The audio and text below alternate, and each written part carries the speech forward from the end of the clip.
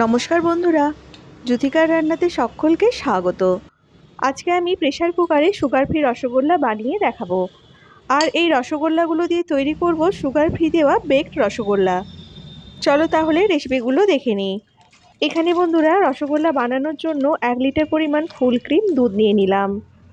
দুধটা এখানে ফোটা পর্যন্ত অপেক্ষা করব, আর মাঝে মাঝে নেড়ে নেব যাতে দুধটায় সর না পড়ে।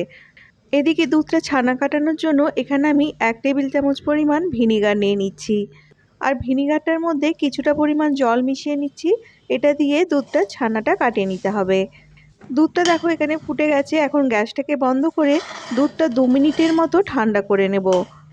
একেবারে ফুটন্ত দুধে ছানাটা কাটালে ছানাটা একটু শক্ত হয়ে যায়, এই জন্য দুধটাকে 2 মিনিটের মতো ঠান্ডা করে নিতে হবে। 2 মিনিট পর এর মধ্যে ভিনিগার মেশানো জলটা অল্প করে মেশাচ্ছি, আর হাতাতে করে এই জলটা ভালো করে দুধের সঙ্গে এইভাবে মিশিয়ে নিতে হবে। বন্ধুরা, এখানে ভিনিগারের পরিবর্তে লেবুর রস বা টক দই ব্যবহার করা যাবে। দেখো ছানাটা এখানে কেটে গেছে। এখন ছানাটা ছেঁকে নেব। এখানে একটা ছাঁকনির মধ্যে পাতলা কাপড় নিয়ে নিয়েছি, কাপড়টার উপরে ছানাটা ছেঁকে নিচ্ছি।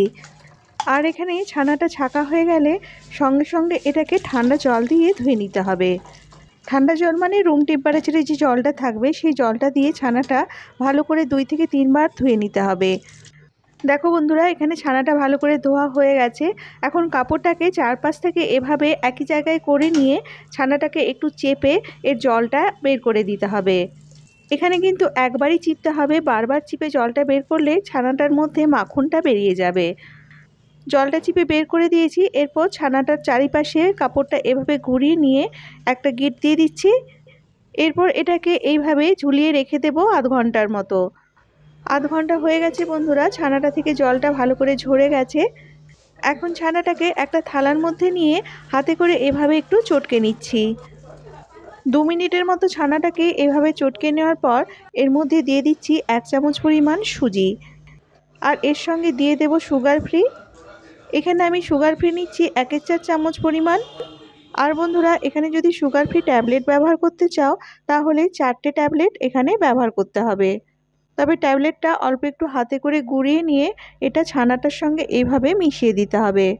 সব কিছু হাতে করে ছানাটার সঙ্গে এভাবে মিশিয়ে নিয়ে এরপর ছানাটাকে ভালো করে হাতে করে মেখে নেব।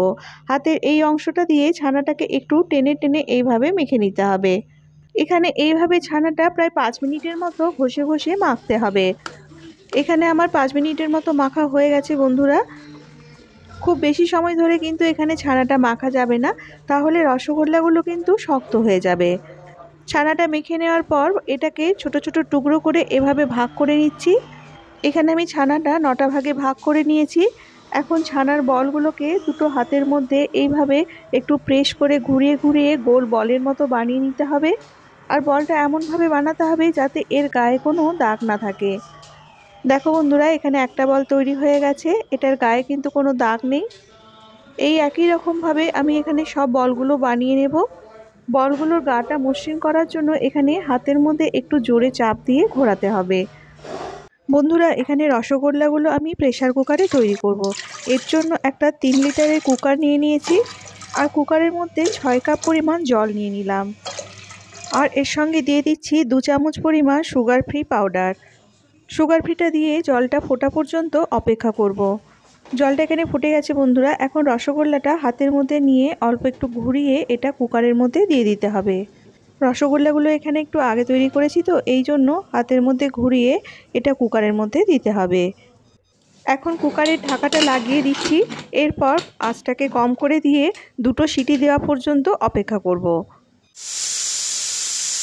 এখানে একটা সিটি দেওয়ার পর বন্ধুরা আঁচটাকে একেবারে কম করে দেব। আর কুকারে 2টো সিটি দেওয়া হয়ে গেলে আঁচটাকে বন্ধ করে দিয়ে কুকারটা একেবারে ঠান্ডা করে নিতে হবে। এখানে 2টো সিটি দিয়ে দিয়েছে, আর আমি কুকারটা এখানে 1 ঘন্টার মতো রেখে দিয়েছিলাম। এটা একেবারে এখন ঠান্ডা হয়ে গেছে। এখন আমি কুকারের ঢাকাটা খুলে নিচ্ছি। দেখো বন্ধুরা, রসগোল্লা একেবারে তৈরি হয়ে গেছে। সুগার ফ্রি রসগোল্লা এখানে তৈরি। একটা উঠিয়ে দেখিয়ে দিচ্ছি এটা কেমন দেখতে হয়েছে। অনেকেই আছেন যাদের সুগার হয়েছে, মিষ্টি খেতে পারেন না, আবার অনেকে ডায়েট কন্ট্রোল করেন, এই জন্য মিষ্টি খেতে চান না, তারা কিন্তু এই রসগোল্লাটা বানিয়ে ফেলতে পারেন। আর এই সুগার ফ্রি রসগোল্লা দিয়ে আমি বানিয়ে নিয়েছি বেকড রসগোল্লা। সেটা আমি তোমাদের দেখিয়ে দিচ্ছি। এখন আমি একটা রসগোল্লা কেটে দেখিয়ে দিচ্ছি এর ভেতরটা কেমন দেখতে হয়েছে। এখন এই সুগার ফ্রি রসগোল্লাগুলো দিয়ে বেকড রসগোল্লা বানানোর জন্য এখানে আমি 1/2 লিটার দুধ নিয়ে নিয়েছি। দুধটা এখানে ফুটিয়ে অর্ধেক করে নিতে হবে যাতে দুধটা একটু ঘন হয়ে যায়। এখন একটা জায়গার মধ্যে আমি নিয়ে নিচ্ছি 1 টেবিল চামচ পরিমাণ গুঁড়ো দুধ, আর এর মধ্যে দিচ্ছি 1/2 চামচ পরিমাণ সুগার ফ্রি। এখন এর মধ্যে ঈষৎ উষ্ণ গরম দুধ 1/2 কাপ পরিমাণ দিয়ে দিলাম। এখানে বন্ধুরা আমি যে দুধটা ঘন করছিলাম তার থেকেই কিছুটা পরিমাণ দুধ এর মধ্যে দিয়ে দিয়েছি। এখন গুঁড়ো দুধ আর সুগার ফ্রিটা ভালো করে মিশিয়ে নিচ্ছি। গুঁড়ো দুধটা এইভাবে ভালো করে মিশিয়ে নেওয়ার পর এটা প্যানের মধ্যে দিয়ে দিচ্ছি।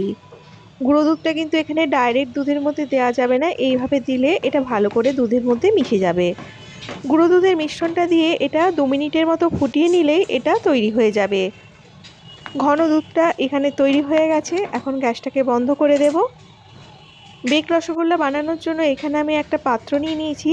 এই পাত্রের মধ্যে এই ঘন দুধটা আমি প্রথমে 2 হাতা পরিমাণ দিয়ে দিলাম।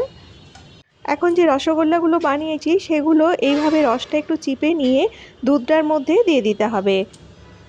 এখানে দেখো বন্ধুরা, রসগোল্লাগুলো ভীষণ স্পঞ্জি হয়েছে, হাতে করে খুব জোরে চিপলেও কিন্তু এটা ভেঙে যাচ্ছে না। এই একই রকমভাবে এখানে সব রসগোল্লাগুলোর রসটা চিপে এই বেকিং ট্রেটার মধ্যে রেখে দিচ্ছি। এখানে সব রসগোল্লাগুলো বেকিং ট্রের মধ্যে এইভাবে রেখে বাকি যে ঘন দুধটা আছে সেটা এর ওপরে এইভাবে দিয়ে দিতে হবে। বন্ধুরা, এখানে ঘন দুধটা একটু বেশি পরিমাণে দিতে হবে। এখানে যে রসগোল্লাগুলো আছে সেগুলো যেন ঘন দুধটার মধ্যে ভালো করে ডুবে থাকে, সেই পরিমাণের ঘন দুধ এর মধ্যে দিতে হবে। এখানে আমি পুরো ঘন দুধটা দিয়ে দিয়েছি। দেখো, এটা তৈরি হয়ে গেছে বেক করার জন্য। এখন এটা আমি ওভেনের মধ্যে বেক করে নেব। তবে তোমরা চাইলে এটা কড়াইতে যেভাবে কেক বেক করে সেভাবেও বেক করতে পারো। এটা এখন আমি গরম ওভেনের মধ্যে রেখে দিলাম। 180 ডিগ্রিতে প্রিহিট করা ওভেনে এখানে আমি এটা 15 মিনিটের মতো বেক করে নেব।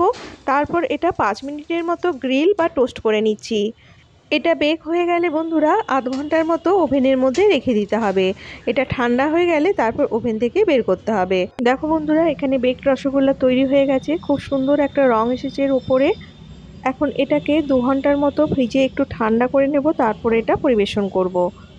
এখন আমি একটা রসগোল্লা এর থেকে বের করে নিচ্ছি, তোমাদের দেখিয়ে দিচ্ছি এটা কেমন দেখতে হয়েছে। রেসিপিটি ভালো লাগলে প্লিজ বন্ধুরা চ্যানেলটা সাবস্ক্রাইব করে নিও, আর প্লিজ ভিডিওটা একটা লাইক করে দিও। দেখো বন্ধুরা, সুগার ফ্রি বেকড রসগোল্লা কত সুন্দর দেখতে হয়েছে। আমি এখন এটা একটু কেটেও দেখিয়ে দিচ্ছি। চলে আসবো আবার একটা নতুন ভিডিও নিয়ে। সকলে ভালো থেকো। আজ তাহলে আসি, টাটা।